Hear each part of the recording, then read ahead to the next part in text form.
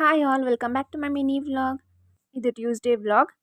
ನಾನಿವತ್ತು ಲಂಚ್ ಬಾಕ್ಸ್ಗೆ ಏನೇನು ಪ್ರಿಪೇರ್ ಮಾಡ್ತಾ ಇದ್ದೀನಿ ಅಂತ ಕ್ವಿಕ್ಕಾಗಿ ನೋಡ್ಕೊಂಡು ಬರೋಣ. ನಾನಿವತ್ತು ಮಾರ್ನಿಂಗ್ ಬ್ರೇಕ್ಫಾಸ್ಟ್ಗೆ ಕ್ಯಾಪ್ಸಿಕಮ್ ಗ್ರೇವಿ ಮತ್ತು ಚಪಾತಿ ಮಾಡೋಣ ಅಂತ ಅಂದ್ಕೊಂಡಿದ್ದೀನಿ.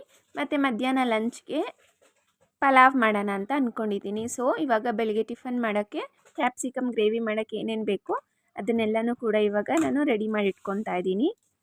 ಮೊದಲಿಗೆ 2 ಈರುಳ್ಳಿ ತೊಗೊಂಡೆ ಮತ್ತು 2 ಕ್ಯಾಪ್ಸಿಕಮ್ ಇತ್ತು ಅದನ್ನು ಕೂಡ ತೊಗೊಂಡು ಮತ್ತು 2 ಟೊಮೆಟೊನ ಪ್ಯೂರಿ ಮಾಡಿ ಇಟ್ಕೊಳ್ಬೇಕು.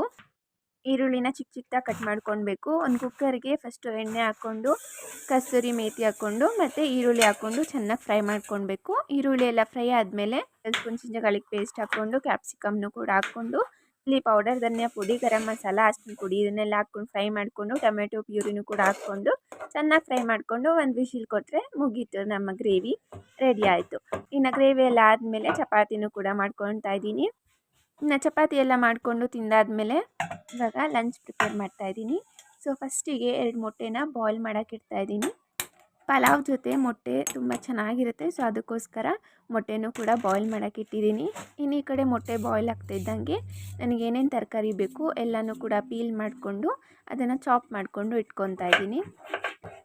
ನಿಮ್ಮ ಮನೇಲಿ ಎಷ್ಟು ತರಕಾರಿ ಇರುತ್ತೋ ಅಷ್ಟು ತರಕಾರಿನ ಯೂಸ್ ಮಾಡ್ಬೋದು. ನಾನಿಲ್ಲಿ ಸದ್ಯಕ್ಕೆ ಕ್ಯಾರೆಟು, ಆಲೂಗೆಡ್ಡೆ, ಬೀನ್ಸು ಮತ್ತು ಸ್ವಲ್ಪ ಅವರೆಕಾಯಿ ಇತ್ತು. ಸೊ ಇಷ್ಟನ್ನು ಕೂಡ ಹಾಕ್ಕೊಂಡು ಇವತ್ತು ನಾನು ಸಿಂಪಲ್ಲಾಗಿ ಪಲಾವ್ ಮಾಡ್ಕೊತಾ ಇದ್ದೀನಿ. ಮೊದಲೇ ಕೊತ್ತಂಬರಿ, ಪುದೀನ ಮತ್ತು ಶುಂಠಿ, ಬೆಳ್ಳುಳ್ಳಿ, ಮೆಣಸಿನ್ಕಾಯಿ ಇದೆಲ್ಲ ಹಾಕ್ಕೊಂಡು ರುಬ್ಬಿಟ್ಕೊಂಡಿದ್ದೆ. ಇವಾಗ ಆ ಮಸಾಲೆನೂ ಕೂಡ ಹಾಕ್ಕೊಂಡು ಚೆನ್ನಾಗಿ ಫ್ರೈ ಮಾಡಿಕೊಂಡು ಇನ್ನು ಅದನ್ನು ಕೂಡ ಕುಕ್ಕರ್ ವಿಶಿಲ್ ಬರೋಕ್ಕಿಟ್ಟಾಯಿತು. ಇನ್ನು ಈ ಕಡೆ ಪಲಾವ್ ಕೂಡ ರೆಡಿ ಆಯಿತು. ಇನ್ನು ಪಲಾವ್ ಎಲ್ಲ ರೆಡಿ ಆದಮೇಲೆ ಇವಾಗ ಲಂಚ್ ಬಾಕ್ಸ್ನ ಕಟ್ತಾಯಿದ್ದೀನಿ.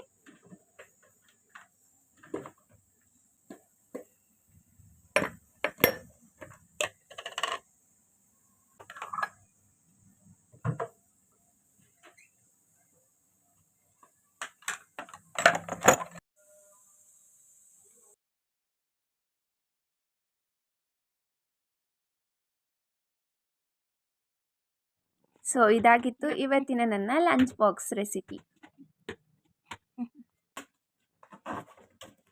ಇನ್ನು ಲಂಚ್ ಎಲ್ಲ ಪ್ಯಾಕ್ ಮಾಡಾದ್ಮೇಲೆ ಇವಾಗ ಲಂಚ್ ಬ್ಯಾಗ್ಗೆ ಎಲ್ಲನೂ ಕೂಡ ನೀಟಾಗಿ ಅರೇಂಜ್ ಮಾಡಿ ಇಡ್ತಾ ಇದ್ದೀನಿ.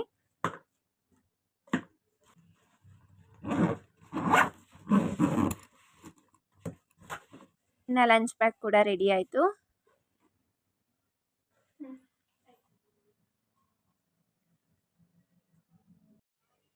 ಲಂಚ್ ಪ್ಯಾಕ್ ಮಾಡಿದ್ಮೇಲೆ ಇವಾಗ ಕಿಚನ್ ಎಲ್ಲ ನೀಟಾಗಿ ಕ್ಲೀನ್ ಮಾಡ್ಕೊತಾ ಇದ್ದೀನಿ.